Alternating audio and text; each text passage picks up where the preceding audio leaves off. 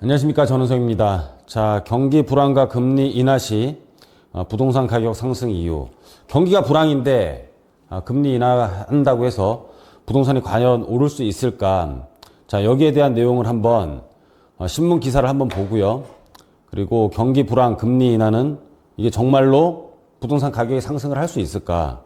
그래서 금리 인하가 부동산에 어떤 영향을 미치고 심리적인 요인과 금리 인하 효과에 대해서, 그리고 실제 있었던 두 가지의 사례를 다시 한번 짧게 되짚어 보고요. 간단하게 결론을 내는 시간을 갖도록 하겠습니다. 우선 신문 기사를 한번 보면은요. 지금 최악의 내수 경기. 한국은행도 우리나라가 0%대 성장 전망. 0%대 성장 전망은 뭐 성장이 아니죠. 이거는 거꾸로 가는 거고. 자, 이렇기 때문에 5월 29일 날 이제 금리를 인하를 했죠. 성장 쇼크에 추가 금리도 하반기에 1, 2에 더 있을 예정이다. 금리 인하하자마자 30일 기사에 금리 인하 겹쳐 브레이크 없는 서울 집값. 경기가 이렇게 안 좋은데 금리 인하했다고 해서 어떻게 이렇게 집값이 오를 수 있을까에 대해서 한번 설명을 드리도록 하겠습니다. 그래서 경기 불황 그리고 금리 인하는 부동산 상승할 수 있을까? 여기에 대한 내용을 보면은요. 경기 불황이라는 뜻은 뭐냐면 소비 투자 다 위축이 된 거예요. 그래서 실질적으로 소비가 안 일어나니까 기업이 생산도 떨어지고요. 생산이 떨어지고 하다 보니까는 뭐 투자를 할 수도 없는 상태이고, 그러다 보니까는 실질적인 구매력 있는 뭐 인구들이 줄어드는 거죠. 그러니까 부동산 가격에 타격을 받아요. 그래서 돈의 회전이 잘 안 되는 거예요. 소비와 투자가 위축이 된다는 뜻은 돈이 회전이 안 된다는 뜻입니다. 그래서 돈이 회전이 되게 되려면 돈이 너무 비싸면 안 돼요. 돈이 싸야 돼요. 그러니까는 돈의 가치가 떨어져야 되는 거죠. 금리 인하를 하는 것은 돈의 가치를 떨어뜨리는 역할을 합니다. 그래서 대출이 용이해지고 돈의 가치가 떨어지고 자금 비용이 줄어들죠. 이제 우리가 돈을 빌렸을 때에 대한 이자를 낼 수 있는 부분이 줄어드니까 이제는 좀 돈을 빌려서 한번 투자를 해볼까?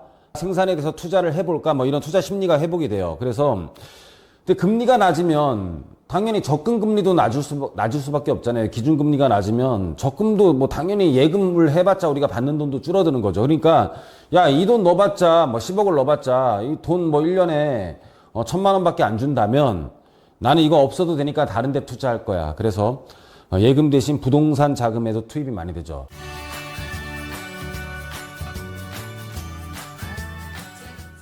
자, 이번에 누가 대통령 될지 모르겠지만은 뭐 상법 개정을 하면 이게 당장 부동산에 어마어마한 자금이 몰리지는 않을 거예요. 금리가 인하하더라도. 이번에 만약 진짜 그렇게 된다면 이제 부동산보다는 일시적으로는 주식시장이 굉장히 좋을 것 같아요. 소액주주들에 대한 권인을 이렇게 보호를 하고 어떤 상법 개정을 해가지고 어떤 경제에 대해서 민주화를 실현을 한다라면 이 주가 지수가 굉장히 올라갈 것이다. 이런 지금 긍정적인 신호들이 많기 때문에 일시적으로는 주식시장이 굉장히 좋을 것 같고요. 주식시장은 황금성이 좋잖아요. 그 돈을 가지고 부동산 튀기 전에 다시 한번 오르자 하면서 조금은 약간의 후순위로 첫 번째 주식이 먼저 오른 다음에 부동산에 자금이 굉장히 많이 유입될 가능성이 높습니다. 그렇지만은 유입된다라는 거는 이러든 저러든 금리 인하로 인해서 또는 주식시장이 좋든 말든 간에 선행이 되든 후행이 되든 어쨌든 오르는 건 사실이기 때문에 뭐 우리가 주식을 한번 한 다음에 옮길 것이냐 아니면은 올라가는 건 당연한 기정사실이기 때문에 부동산을 지금 투자를 할 것이냐는 여러분들의 판단인데요. 그렇게 내가 운이 좋을까? 내가 투자한 주식이 그렇게 막 올라가지고 이거를 기가 막힌 타이밍에 빼서 부동산으로 갈 수 있는 이런 신적 감각을 갖고 있지 않다라면 지금은 부동산을 준비할 때라는 것을 오늘 말씀을 드리는 겁니다. 그래서 이 금리 인하는 정부의 경기 부양 신호와 마찬가지이죠. 경기 부양을 한다면 이런 불안한 심리가 없어지는 거예요. 그래서 시장 심리가 안정이 되는 거고요. 실질적인 금리 인하가 부동산에 미치는 영향은 대출 금리가 낮다라는 뜻은 아까도 말씀드렸다시피 돈의 가치가 떨어지는 거예요. 돈의 가치가 떨어지면 옛날에 1,000원 주고 살 수 있었던 것을 돈의 가치가 떨어졌으니까 1,200원을 줘야 되는 거죠. 그러면은 가격이 당연히 실물 자산의 가격이 오르는 거고 대출 금리가 낮으면은 자금을 조달하기가 쉽잖아요. 그러니까 구매력 자체, 구매 수요가 막 올라가는 거예요. 그리고 적금을 넣어봤자 이자도 안 주고 이 돈을 딴 데 활용하고 싶은데 대한민국 사람들이 투자할 수 있는 게 뭐가 있을까요? 여러분들 금에 투자해봤나요?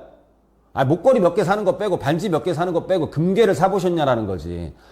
그리고 주식 투자에서 다들 얼마나 성공을 해봤냐라는 거예요. 실질적인 대한민국 부자를 만나는 거에 있어서 주식 부자를 만나는 것보다는 부동산 부자를 만나는 게 훨씬 더 주변에 훨씬 더 많잖아요. 그러다 보니까는 부동산이 훨씬 더 안전하다라고 생각을 하고 부동산 외에 대체 투자처를 못 찾는 거죠. 당연히 실질 수익률을 비교를 해보더라도 예금보다는 부동산에 자금이 더 많이 쏠렸을 거니까는 부동산 수익률이 더 높게 일어나는 거고, 경기가 나빴기 때문에 공급도 여태까지 굉장히 제한적이었고 공급량도 줄어들고 돈의 가치는 떨어지면서 돈과 바꿀 수 있는 물건이 굉장히 줄어들어 있는 상태잖아요. 공급이 없었으니까. 당연히 가격 상승을 한다라는 것은 누가 보더라도 기정사실인 거죠. 그래서 여러분들은 부동산에 투자를 해야 된다라는 겁니다.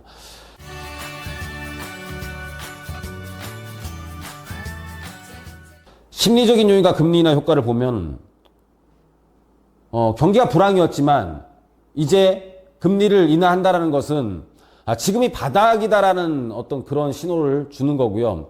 장기적으로는 돈이 많이 풀려서 이건 학습 효과가 있기 때문에 가격이 다시 한번 오를 것이다. 그래서 돈의 가치보다는 실물 자산을 당연히 선호를 하겠죠. 나중에 또 여러분들 이런 사람들이 있어요. 또 올리면 어쩔 거냐고 해서 아예 뭐 요지 부동 움직이질 않아. 그냥 또 올랐을 때는 올랐기 때문에 또 투자를 안 하는 거고, 그렇게 생각을 하시면 안 된다라는 거예요. 금리 인하는 장기적인 투자 타이밍 신호라고 보시면 될 것 같고요. 실제 사례로 우리가 보면은 2020년 한국 금리 인하했을 때 아파트 가격 상승했고요.